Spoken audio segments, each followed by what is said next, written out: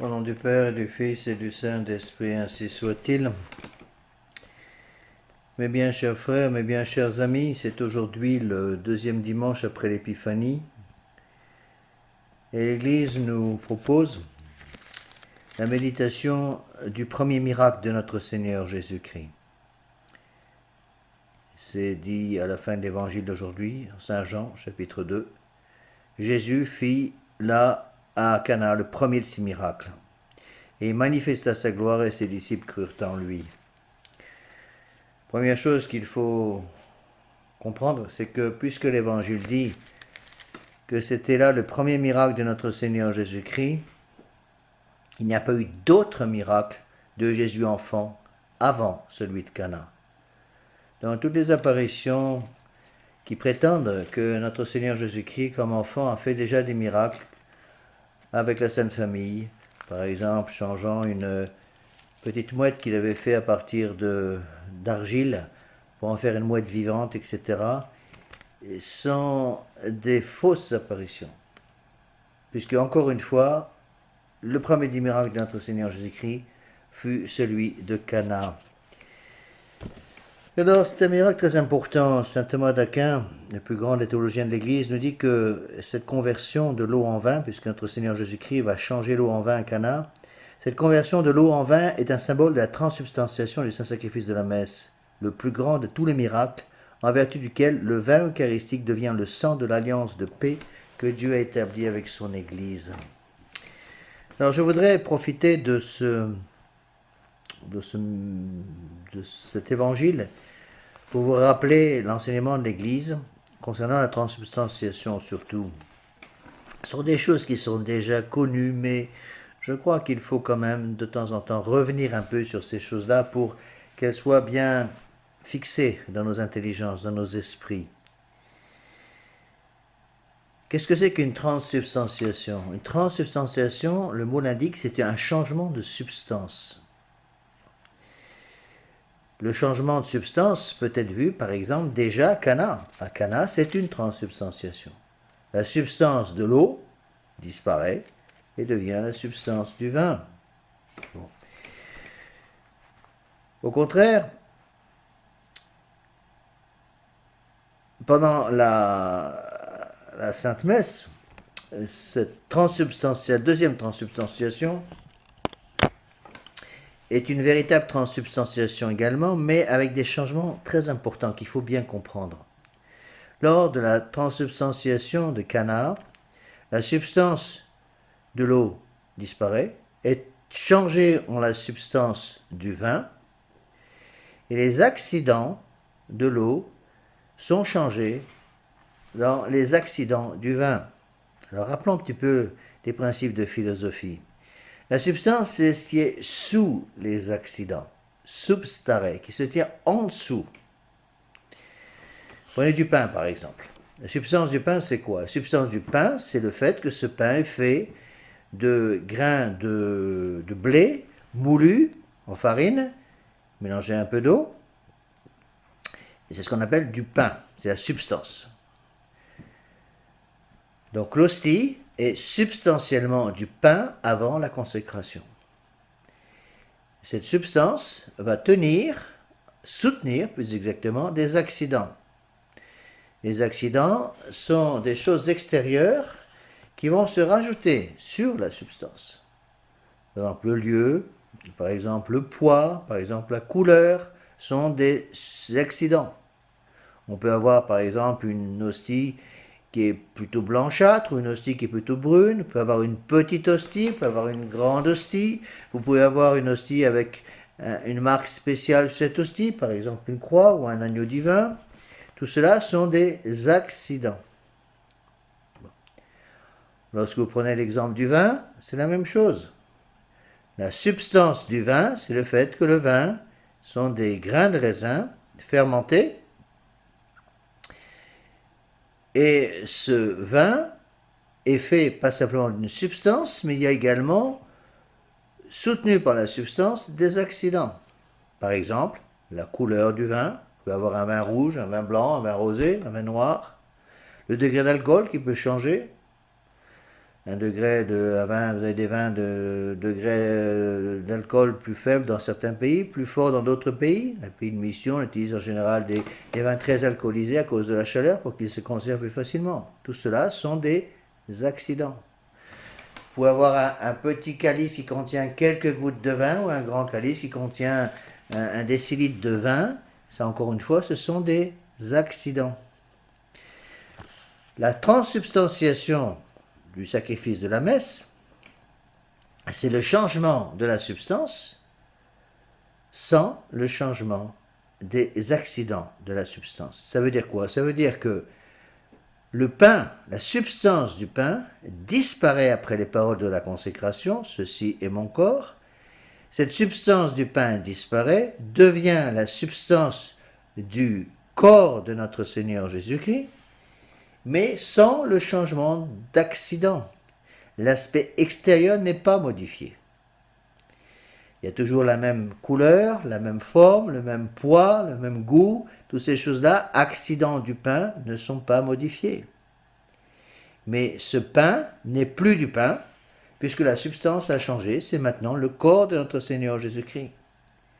Avec les paroles de la deuxième consécration, ceci est mon sang, répandu pour vous et pour beaucoup, eh bien, il y a la même chose, une transsubstantiation, un changement de substance. La substance du vin disparaît pour laisser place à la substance du sang de notre Seigneur Jésus-Christ.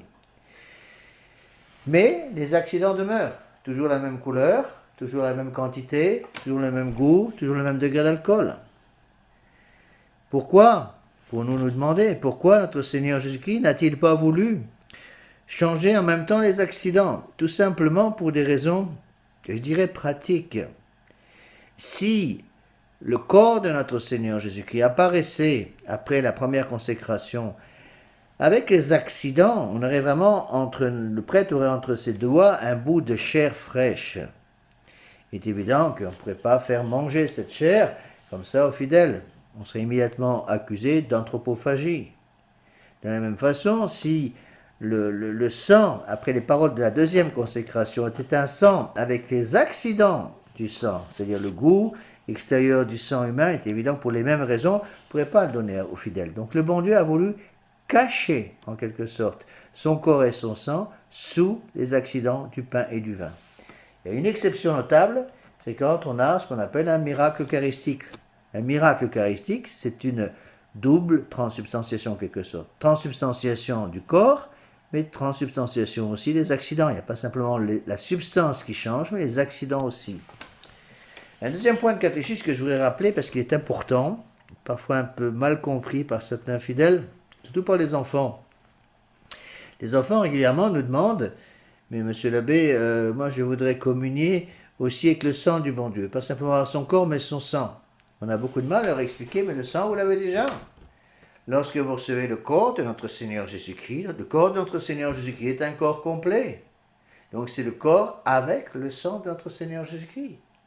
Le corps est caché sous les apparences du pain eucharistique.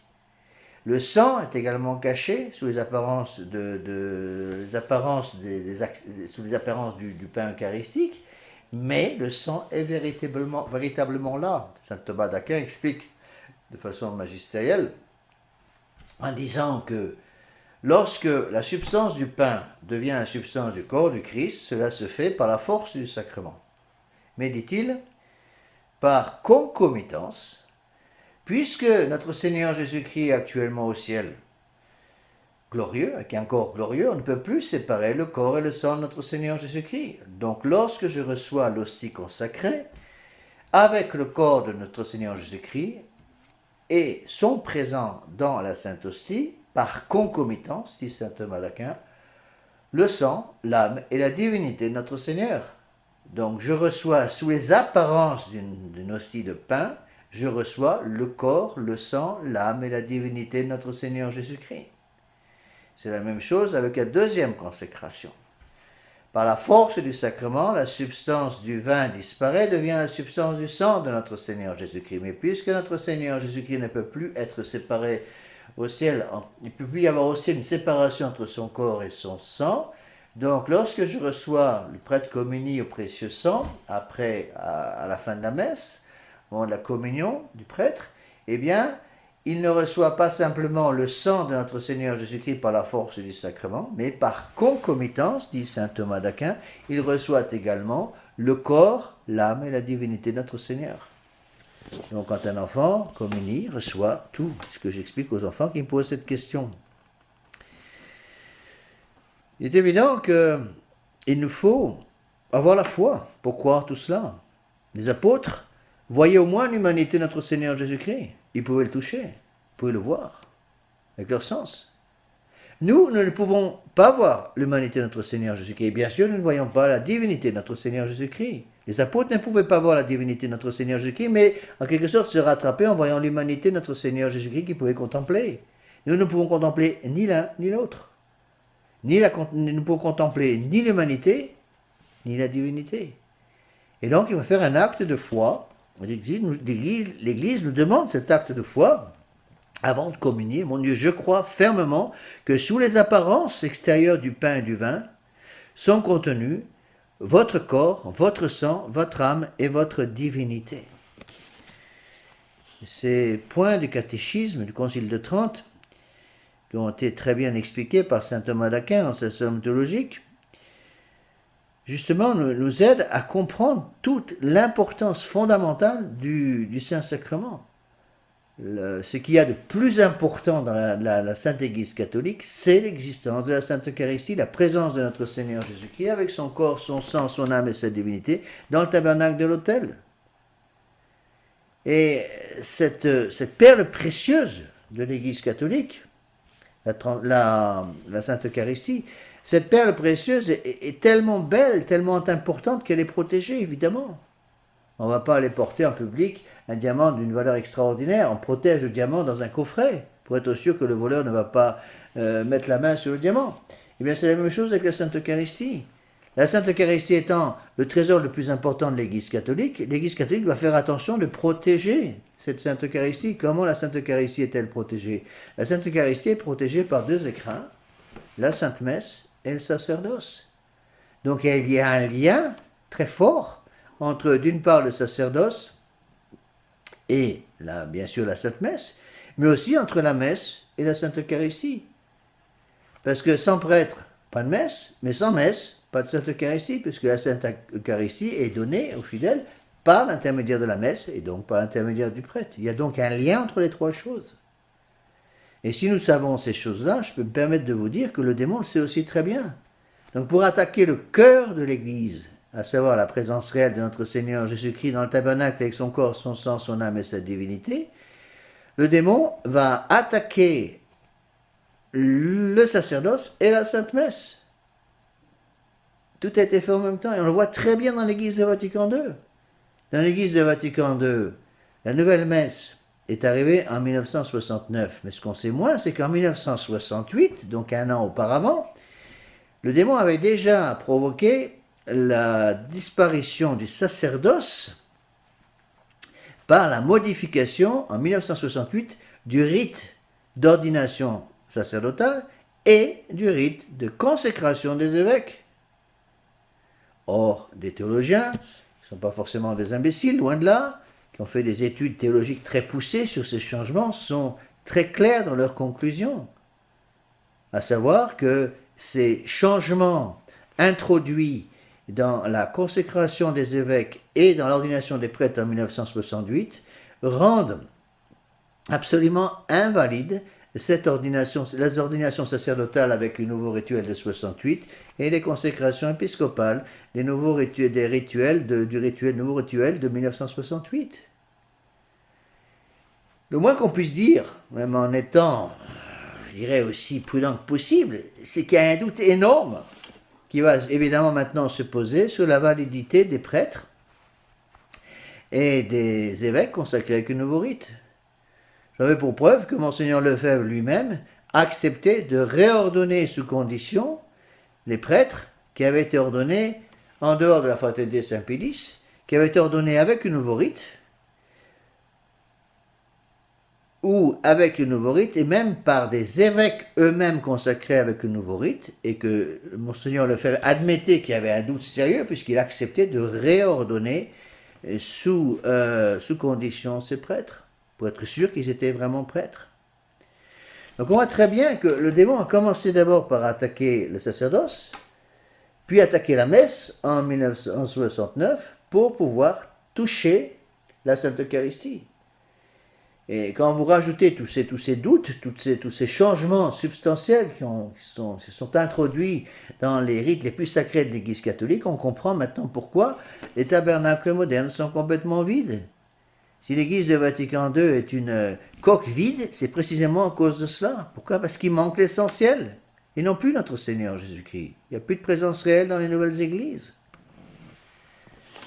Alors vous voyez, ceci doit nous aider à comprendre la responsabilité qui est la nôtre, nous comme prêtres et vous comme fidèles, pour garder très très soigneusement ce triple trésor extraordinaire, à savoir le sacerdoce, la Sainte Messe et la Sainte Eucharistie.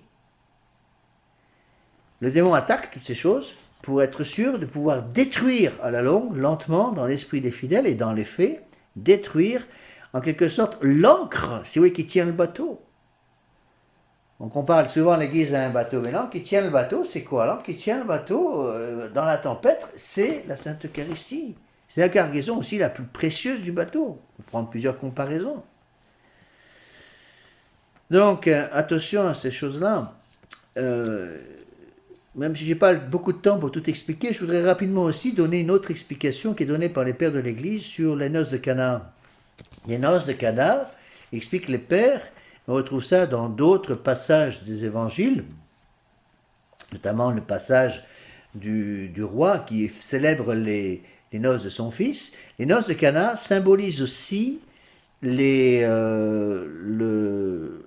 l'union en notre Seigneur Jésus-Christ de la divinité et de l'humanité.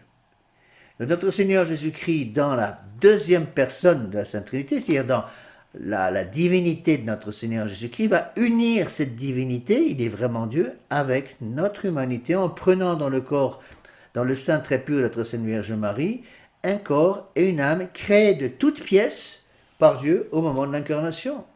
Au moment où notre Sainte Vierge Marie a dit « Fiat, Bici secundum verbum tuum, qu'il en soit fait en moi selon votre parole », à cet instant précis, notre Seigneur Jésus-Christ va s'incarner. Et donc, les noces de Cana rappellent aussi le miracle de l'incarnation, le plus grand des miracles de l'Église catholique. Miracle de l'incarnation qui rend possible le miracle de la rédemption. Pourquoi est-ce que notre Seigneur Jésus-Christ arrive dans la crèche de Bethléem? Il arrive dans la crèche de Bethléem pour mourir. Tout simplement, il ne faut pas oublier ça. Il arrive pour mourir parce qu'il est venu sur la terre pour nous racheter. Comment veut-il nous racheter? Il nous rachète par sa mort sur la croix. Donc il vient dans la crèche pour se préparer, prendre le chemin qui va le mener de la crèche au calvaire, au Golgotha. Il ne faut pas oublier toutes ces choses-là. Les pères de l'Église ont également remarqué que ce changement de l'eau en vin représente aussi un autre, non seulement les noces divines sur la terre, qui préparent les noces éternelles du ciel, mais aussi représente pour nous un autre changement, à savoir le fait que nous étions eau et que le Christ fait de nous du vin, pour nous transformer, nous sanctifier, en nous unissant à lui. Voilà où tend l'incarnation du Christ.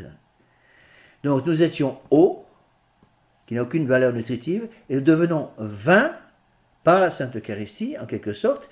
C'est une image, une allégorie en quelque sorte, une image pour expliquer que le bon Dieu va transformer par la Sainte Eucharistie, si nous comprenons ces choses-là, et si nous recevons notre Seigneur Jésus-Christ avec une grande ferveur de charité, si nous sommes en état de grâce, bien sûr, eh bien, l'eau va être transformée en vin. L'homme qui était eau va devenir vin, dans le sens que l'homme va prendre une valeur supplémentaire. L'eau ne vaut rien, strictement parlant, alors que du vin, surtout si c'est du bon vin, une grande valeur.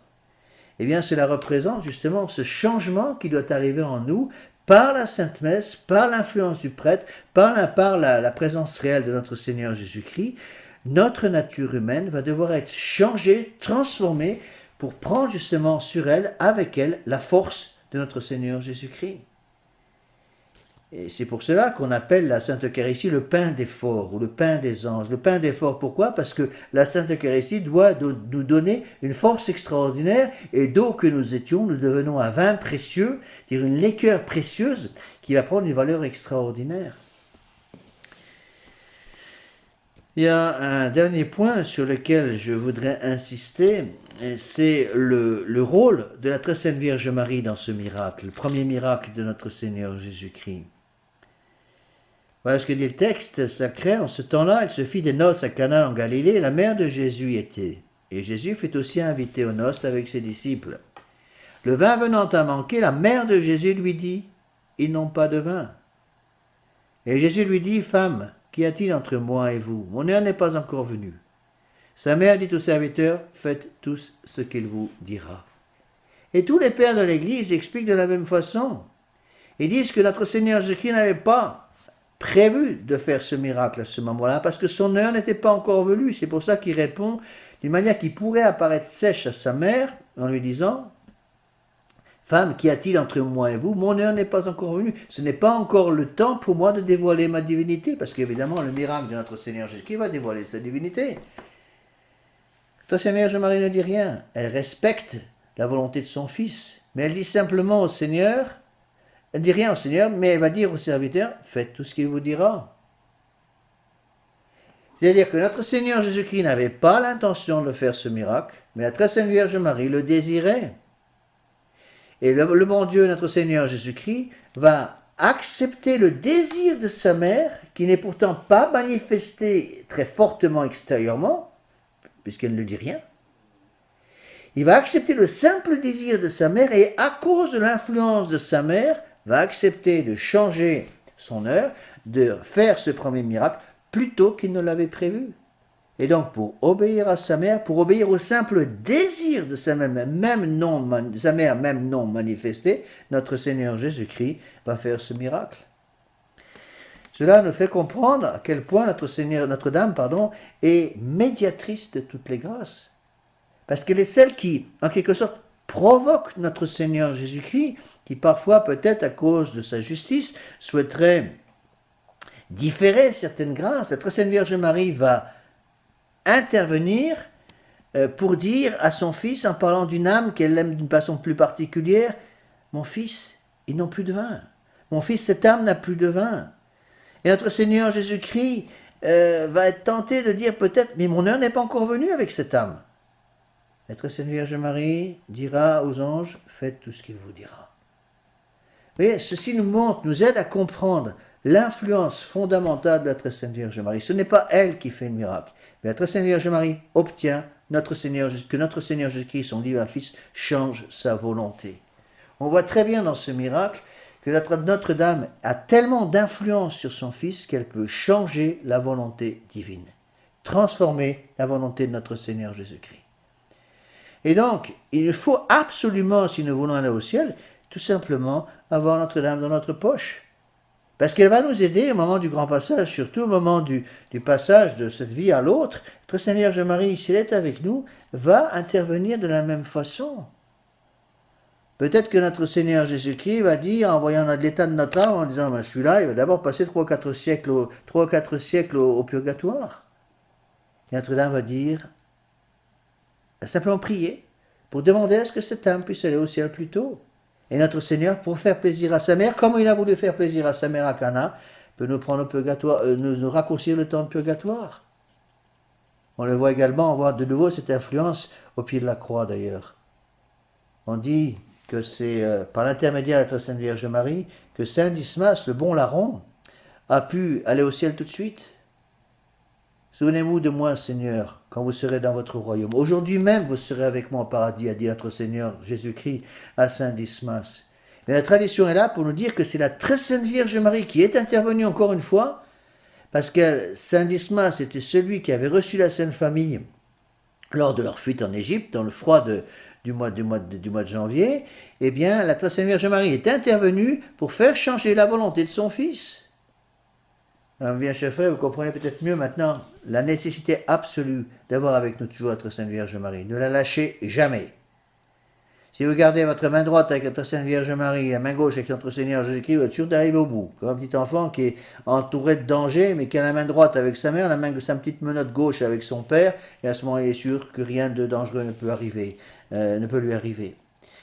Alors demandons, mes bien chers frères, demandons à notre Seigneur Jésus-Christ de nous aider à comprendre toutes ces belles choses, de nous aider justement à, en quelque sorte, diviniser par la Sainte Communion, diviniser notre âme. Saint Augustin va jusqu'à dire que Dieu devint homme, s'est fait homme pour que l'homme puisse devenir Dieu. Nous comprenons ces choses que nous recevons la Sainte Eucharistie en état de grâce, bien sûr, eh bien notre pauvre nature humaine, imprégnée des conséquences du péché originel, va être transfigurée en quelque sorte par la divinité de notre Seigneur Jésus-Christ. Alors demandons à notre Sainte Vierge Marie de nous aider à mettre toutes ces belles choses en pratique pour que nous gardions toujours son divin Fils avec nous. Au nom du Père et du Fils et du Saint-Esprit.